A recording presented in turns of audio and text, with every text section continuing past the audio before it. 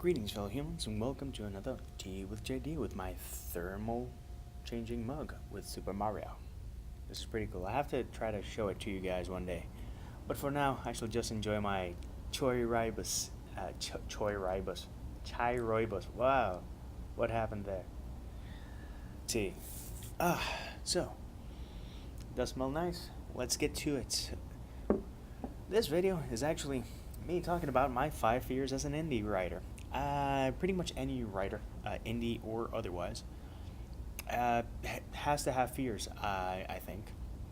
Humans have fears, right? Yeah, and it's been a while since I do a video, so if I'm rusty, sorry. It's been a long month, but I'll talk about that in another video. I'm trying to get in the groove. So yeah, as an indie writer, there are fears to be had. And I searched around the old noggin to share the 5 biggest fears that I have as an indie writer. Everyone has their own. By all means, if you feel compelled to share your own fears, so that we can all support each other, share away. But here are mine. Number one. Number one. That people only read me because I'm nice, not because I'm good. Or that they review me because I'm nice. This is actually, I'm not saying this as pure speculation. I'm saying this because it's actually happened. I do know people who care for me, and I appreciate the love and sentiment, and they've left empty reviews in the sense that they care for me and see the frustrations of an indie writer getting reviews, that they drop the review without even finishing the book. So that all that does is compound the fear that people read me or give me a chance solely because I'm nice, not because I'm talented or I have a story worth telling.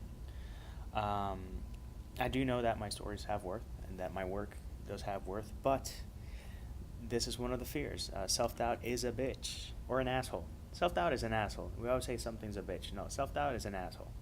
Asshole sounds more male. So yeah, that's a pretty big fear that I have. Second fear, that I will always have to jump through 1,500 hoops just to get to my goals or to get to my writing. I never like having my work come in between me and work, like the day job work or my family or my friends or anything. But getting to writing sometimes is a huge challenge. And sometimes you finally get to the writing and you're so exhausted that you just don't want to write. Or, like the last month, so many things happen that you just don't find the motivation, and then you have the time, and then there's just no will to write.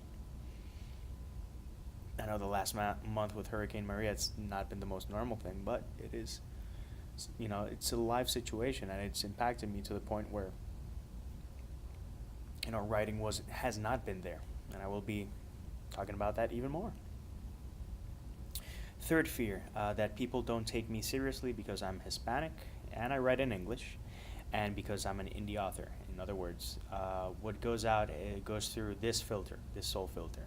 And since I don't go through the traditional publishing gauntlet, whatnot, my work is not worthwhile. It is a fear.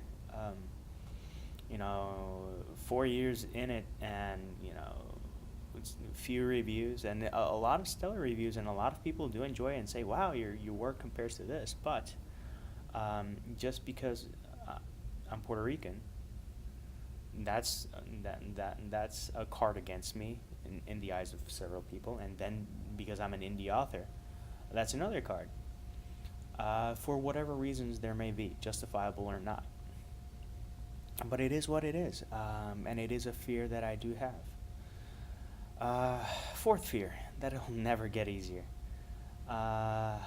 Sometimes it is a drag, sometimes it is a huge grind, sometimes it's exhausting. But we keep pushing forward, showing that being stubborn isn't a bad thing, and just go for it. But trust me, it's not easy. Everything has been, through my own momentum, and it's cool because whatever success I have, it's on my own. But you know, getting a break or getting a chance or a leg up or anything is just something that hasn't happened to me, and it hasn't happened to me in writing or in my careers. Every bit of success that I've had, I've busted my ass to get, which I can be proud of. But at the same time, you want the opportunity to get to other people. It's like, give me a chance. And there's other people who say it who suck, um, because I've seen them and I've seen the antics, and people like that make it for other people. I'm not gonna say people like me because, oh my god, I'm so amazing. But it makes it harder for other people who are taking it seriously and are in it to win it and won't spam the hell out of you. But yeah, it's not exactly easy. I'd like for it to be easier. I am considering getting an agent or something, some type of help, because just the legwork alone is exhausting. And I do have a job that demands long hours, so it's cool to have to do wishful thinking, but it's something I'm gonna have to work on and do something about. So we'll see. And fifthly, that an ad campaign can bring more results than my best writing. I work in advertising. I know that it works. I know how it works. But I don't want to be successful because of an ad campaign. Because too often I've seen companies and products that spend their budget on ad campaigns and their products suck. I'd rather invest in giving my best work, and the connections that I make, making them genuine and being open with people. It's something that's very important to me. I rarely run ads, if ever. I've never done an ad campaign on Facebook or AdWords, and it's something I'm considering, simply because the lack of results is frustrating. But it would be, it would be nice to get results, but it would be super frustrating to see that an ad campaign could be more effective than writing my best novel or my best poetry collection. Because one wants to stand out for the merit of the work, not the merit of the promotion, if that makes any sense. So yeah, those are my 5 greatest fears. Any thoughts on my fears or any thoughts on your fears? By the way, just in case the Hurricane Maria tag is still available for anyone who wants to do it, I will put the link below. And if you do that, you'll get all my ebooks free as a thank you, because it's an important topic to keep talking about. And also, the Humans for Puerto Rico giveaway is still going on, and I will put the link below. You can win, if you're stateside, you can win about $13, and if you're international and donate more than $100, you'll get all of my books signed, sealed, and delivered anywhere in the world. So, food for thought. The link is below. Check it out. And until next time, peace, love, and Maki Rolls.